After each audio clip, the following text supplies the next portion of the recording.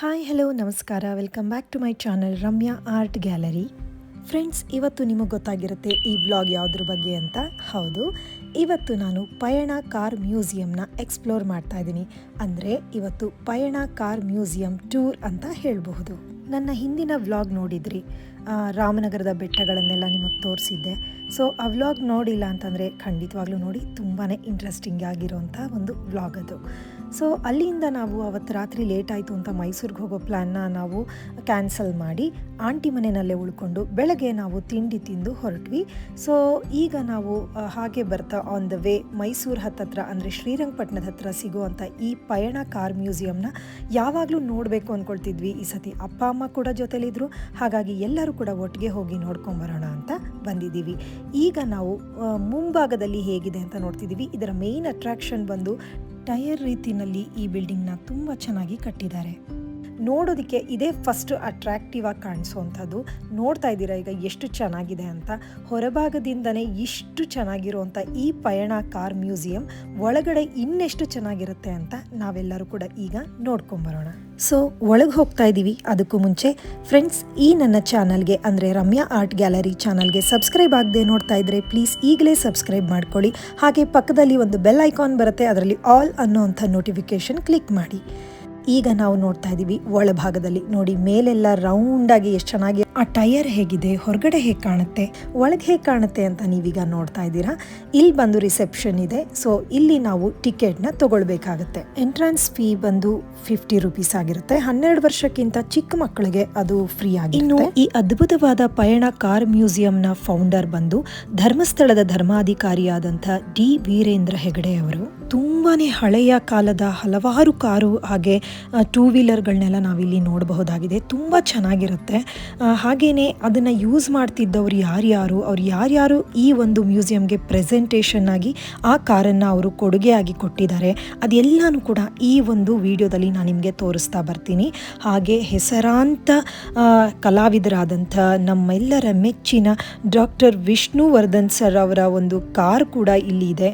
ಅದನ್ನು ಕೂಡ ಈ ವಿಡಿಯೋದಲ್ಲಿ ನೀವು ಕೇವಲ ಕಾರ್ ಮತ್ತು ಸ್ಕೂಟರ್ ಅಷ್ಟೇ ಅಲ್ಲ, ನಮ್ಮ ಇತಿಹಾಸವನ್ನು ತೋರಿಸುವಂಥ ವಾಹನಗಳ ಜೊತೆಗೆ ನಾಣ್ಯಗಳು ಮತ್ತು ಆಯುಧಗಳಂತಹ ಇನ್ನೂ ಹಲವಾರು ವಸ್ತುಗಳು ಇಲ್ಲಿ ನಾವು ನೋಡಬಹುದಾಗಿದೆ. ಹಾಗೆ ಸೆಕೆಂಡ್ ವರ್ಲ್ಡ್ ವಾರ್ ಸಮಯದಲ್ಲಿ ಉಪಯೋಗಿಸಿದಂತಹ ಜೀಪ್ಗಳು ಮತ್ತು ವಿಲ್ಲಿ ಟ್ರಕ್ಗಳು ಅದನ್ನು ಕೂಡ ಇಲ್ಲಿ ನಾವು ಕಾಣಬಹುದು. ಹಾಗೆ ಈಗ ನೀವು ನೋಡ್ತಾ ಇದ್ದೀರಾ ಎಷ್ಟು ಹಳೆಯ ಕಾಲದ ಆ ಒಂದು ಗಾಡಿ ಆಗಿರಬಹುದು, ಎಲ್ಲ ಎಷ್ಟು ಚೆನ್ನಾಗಿದೆ ಅಂತ. ಸೊ ನಾನು ಹಾಗೆ ಮಧ್ಯದಲ್ಲಿ ಹೇಳ್ತಾ ಹೋಗ್ತೀನಿ, ನೀವು ಕೂಡ ಹಾಗೆ ನೋಡ್ತಾ ಹೋಗಿ. ಪ್ರತಿಯೊಂದನ್ನು ಕೂಡ ನಾನು ವಿವರಿಸಿ ಹೇಳೋದಕ್ಕಾಗಲ್ಲ, ಹಾಗಾಗಿ ಮಧ್ಯ ನಾನು ಹೇಳ್ತಾ ಹೋಗ್ತೀನಿ. ತುಂಬ ಚೆನ್ನಾಗಿದೆ ಫ್ರೆಂಡ್ಸ್. ಖಂಡಿತವಾಗ್ಲೂ ನೀವು ಕೂಡ ಬ್ಯಾಂಗ್ಳೂರ್ ಟು ಮೈಸೂರು ಓಡಾಡುವಾಗ ಈ ಒಂದು ಕಾರ್ ಮ್ಯೂಸಿಯಂಗೆ ಖಂಡಿತವಾಗ್ಲೂ ವಿಸಿಟ್ ಮಾಡಿ.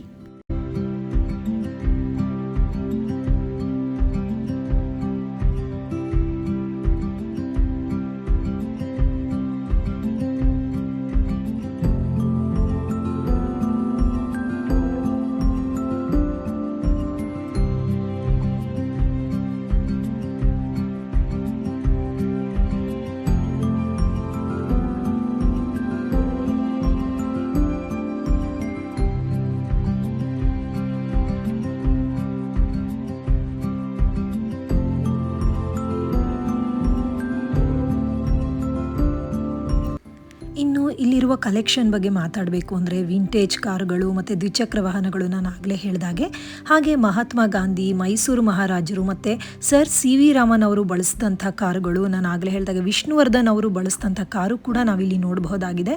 1925ರ ಫಿಯಟ್ 501 ಅಂತ ಅತ್ಯಂತ ಹಳೆಯ ಕಾರುಗಳನ್ನು ಕೂಡ ನಾವಿಲ್ಲಿ ನೋಡ್ಬೋದು. ಹಾಗೆ ಹಿಂದೂಸ್ತಾನ್ ಲ್ಯಾಂಡ್ ಮಾಸ್ಟರ್ ಮತ್ತು ಹಿಂದೂಸ್ತಾನ್ ರಾಯಭಾರಿ ಮುಂತಾದ ಭಾರತೀಯ ವಾಹನಗಳು ಎಲ್ಲವನ್ನು ಕೂಡ ನಾವಿಲ್ಲಿ ಕಾಣಬಹುದಾಗಿದೆ. ಹಾಗೆ ಇದರ ಉದ್ಘಾಟನೆ ಆಗಿದ್ದು 2024 ಏಪ್ರಿಲಲ್ಲಂತೆ. ಆವಾಗ ಸಾರ್ವಜನಿಕರಿಗೋಸ್ಕರ ಇದನ್ನು ತೆರೆಯಲಾಗಿದೆ. ಇನ್ನು ನಾವು ಹೊರಭಾಗದ ಬಗ್ಗೆ ಮಾತಾಡಬೇಕು ಅಂದರೆ ನಿಜವಾಗ್ಲೂ ನಂಗೆ ತುಂಬಾ ಇಷ್ಟ ಆಯಿತು. ಆ ಒಂದು ಕಾನ್ಸೆಪ್ಟ್ ತುಂಬ ಚೆನ್ನಾಗಿದೆ. ಈ ಒಂದು ಮ್ಯೂಸಿಯಂನ ಒಂದು ಡಿಸೈನ್ ಬಂದು ಎಕ್ಸ್ಟೀರಿಯರ್ ಲುಕ್ ಬಂದು ಕಾರ್ ಟೈರ್ ಥರ ಮಾಡಿದ್ದಾರೆ. ಸೊ ಅದಂತೂ ತುಂಬಾ ಅಟ್ರಾಕ್ಟಿವ್ ಆಗಿದೆ ನಮಗೆ. ಇನ್ನು ಇಲ್ಲಿರುವಂಥ ಅಮೆನಿಟೀಸ್ ಬಗ್ಗೆ ಹೇಳಬೇಕು ಅಂತಂದರೆ ಇದರಲ್ಲಿ ಓಪನ್ ಏರ್ ಥಿಯೇಟರ್ ಇದೆ, ಫುಡ್ ಕೋರ್ಟ್ ಇದೆ, ಪ್ಲೇ ಏರಿಯಾ ಇದೆ ಮಕ್ಕಳಿಗೋಸ್ಕರ. ಹಾಗೆ ಫ್ಯಾಮಿಲಿ ಫ್ರೆಂಡ್ಲಿ ಡೆಸ್ಟಿನೇಷನ್ ಅಂತ ಕೂಡ ಹೇಳಬಹುದು. ಸೊ ಫ್ರೆಂಡ್ಸ್, ಖಂಡಿತವಾಗ್ಲೂ ಮಕ್ಕಳಿಗೂ ಕೂಡ ಇದು ತುಂಬ ತಿಳ್ಕೊಳ್ಳೋವಂಥ ವಿಚಾರಗಳಿದೆ ಇಲ್ಲಿ. ಹಾಗಾಗಿ ನೀವೆಲ್ಲರೂ ಕೂಡ ಒಟ್ಟಿಗೆ ಬಂದು ಇಲ್ಲಿ ಮಕ್ಕಳಿಗೂ ಕೂಡ ತೋರಿಸಿ ಎಜುಕೇಷನ್ಗೆ ಸಂಬಂಧಪಟ್ಟಂತೆ ಕೂಡ ಹಲವಾರು ವಿಚಾರಗಳನ್ನ ನಾವಿಲ್ಲಿ ನೋಡಬಹುದಾಗಿದೆ. ಸೊ ಹಳೆಯ ಕಾರು, ಬೈಕ್ಗಳು ಅದೆಲ್ಲ ಹೇಗಿತ್ತು, ಹೇಗೆ ಉಪಯೋಗಿಸ್ತಾ ಇದ್ರು, ಅದೆಲ್ಲನೂ ಕೂಡ ನೋಡೋಕೆ ತುಂಬ ಚೆನ್ನಾಗಿದೆ.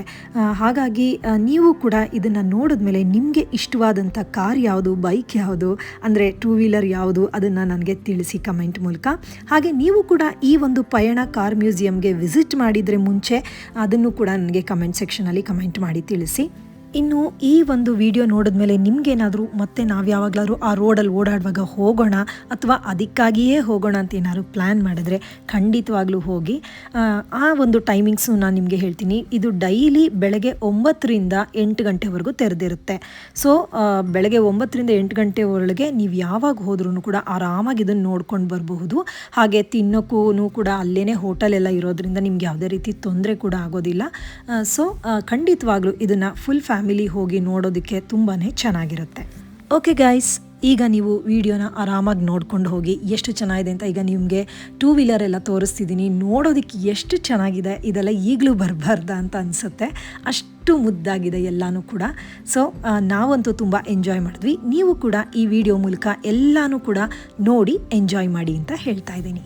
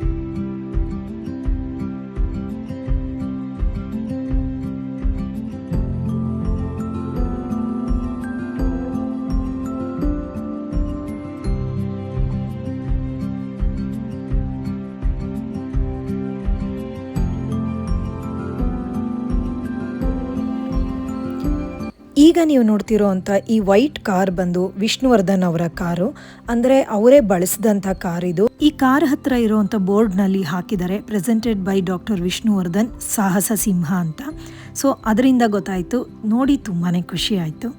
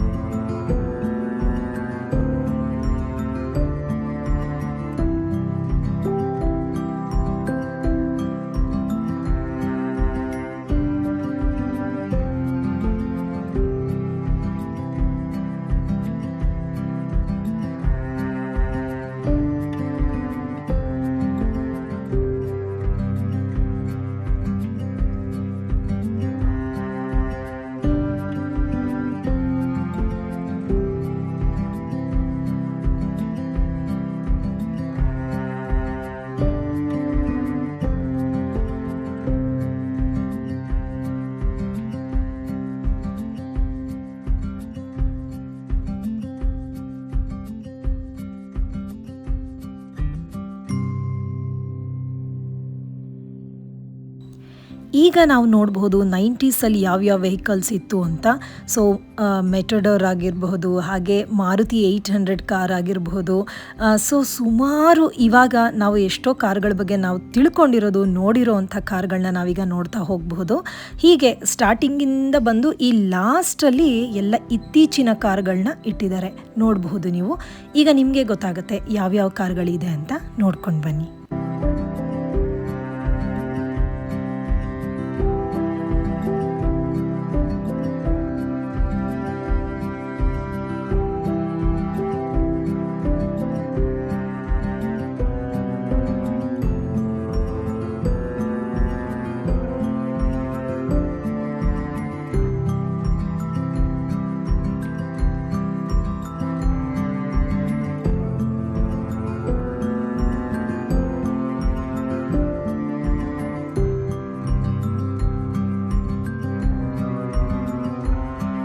ಹೀಗೆ ಕಾರೆಲ್ಲ ನೋಡಿದ ನಂತರ ನೆಕ್ಸ್ಟ್ ಸಿಗೋವಂಥದ್ದು ಮಂಜುಷಾ ಮ್ಯೂಸಿಯಂ.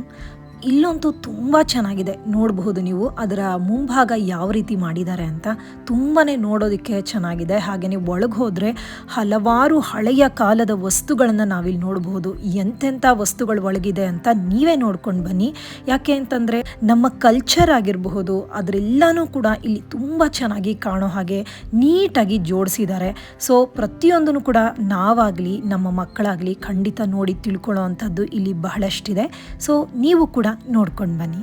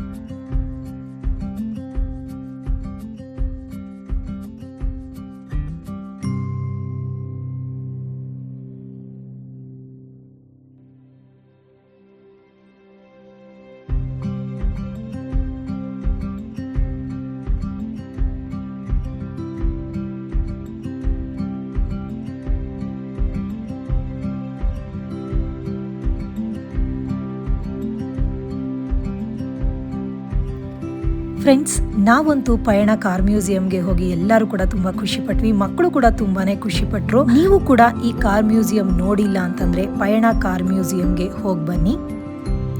ನಾವು ಇಲ್ಲೆಲ್ಲ ಒಂದಷ್ಟು ಫೋಟೋಸ್ನ ತಕ್ಕೊಂಡು ನೆಕ್ಸ್ಟು ನಮ್ಮ ಪಯಣವನ್ನು ಮೈಸೂರು ಕಡೆಗೆ ಬೆಳೆಸಿದ್ವಿ. ಸೊ ಇದಾಗಿತ್ತು ಇವತ್ತಿನ ಈ ವ್ಲಾಗ್, ಪಯಣ ಕಾರ್ ಮ್ಯೂಸಿಯಂ ವ್ಲಾಗ್. ನಿಮ್ಮೆಲ್ಲರಿಗೂ ಇಷ್ಟ ಆಗಿದ್ರೆ ಪ್ಲೀಸ್ ಲೈಕ್ ಮಾಡಿ, ಶೇರ್ ಮಾಡಿ, ಕಮೆಂಟ್ ಮೂಲಕ ನಿಮ್ಮ ಅಭಿಪ್ರಾಯವನ್ನು ತಿಳಿಸಿ.